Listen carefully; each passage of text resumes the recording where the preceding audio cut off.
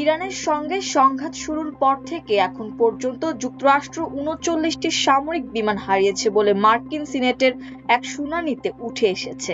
এক প্রতিবেদনে তুরস্ক ভিত্তিক সংবাদ সংস্থা আনাদোলু এজেন্সি এ তথ্য জানিয়েছে।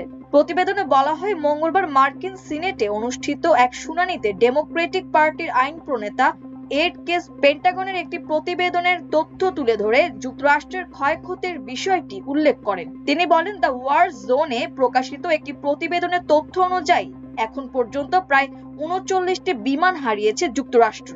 তবে এটি প্রায় এক মাস আগে মার্কিন প্রতিরক্ষা বিষয়ক সংবাদ মাধ্যম দ্য ওয়ার জোন এর প্রতিবেদনে জানানো হয়, ইরানের সঙ্গে চলমান সংঘাতে মার্কিন বিমান বাহিনী প্রায় ১৩,০০০ ফ্লাইট পরিচালনা করেছে। ওই প্রতিবেদনে দাবি করা হয়, এ পর্যন্ত ৩৯টি বিমান পুরোপুরি ধ্বংস হয়েছে এবং আরো 10টি বিমান বিভিন্ন মাত্রায় ক্ষতিগ্রস্ত হয়েছে। এছাড়া ইরানের আকাশসীমার ভেতরে একটি F-35 এর লাইটনিং II যুদ্ধ বিমান আঘাতপ্রাপ্ত হওয়ার পাশাপাশি একটি বোয়িং E-3 সেন্ট্রি বিমান ধ্বংস হওয়ার কথা উল্লেখ করা হয়।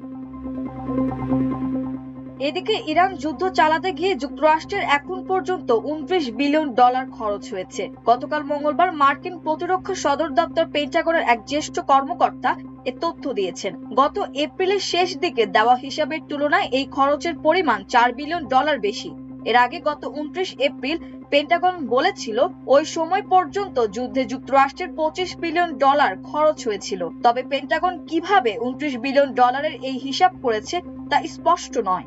গত মার্চে একটি সূত্র রয়টার্সকে বলেছিল, ট্রাম্প প্রশাসনের হিসাব অনুযায়ী যুদ্ধের প্রথম 6 দিনেই অন্তত $1,130 কোটি খরচ হয়েছিল।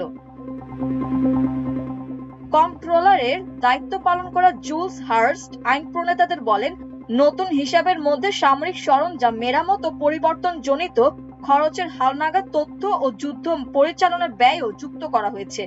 জয়েন্ট স্টাফ দল ও কন্ট্রোলার দল নিয়মিত এই খরচের হিসাব পর্যালোচনা করছে। তিনি প্রতিরক্ষা মন্ত্রী পিট হেগসেথ ও জয়েন্ট চিফস অব স্টাফের চেয়ারম্যান জেনারেল ড্যান কেইনের সঙ্গে উপস্থিত ছিলেন।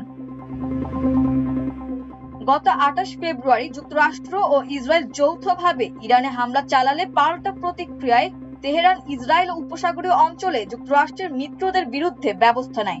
একই সঙ্গে গুরুত্বপূর্ণ হরমুজ প্রণালীও বন্ধ করে দেয় ইরান। প্রায় 5 সপ্তাহ ধরে সংঘাত চলার পর পাকিস্তানের মধ্যস্থতায় গত 8 এপ্রিল যুদ্ধবিরতি কার্যকর হয়। তবে ইসলামাবাদে অনুষ্ঠিত আলোচনা স্থায়ী সমঝোতায় পৌঁছাতে পারেনি।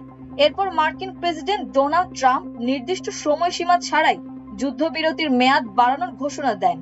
বর্তমানে যুক্তরাষ্ট্র ও ইরানের মধ্যে যুদ্ধবিরতি কার্যকর রয়েছে এবং স্থায়ী সমাধানের লক্ষ্যে কূটনৈতিক প্রচেষ্টা অব্যাহত আছে। মাল্টিমিডিয়া ডেস্ক, আমার দেশ।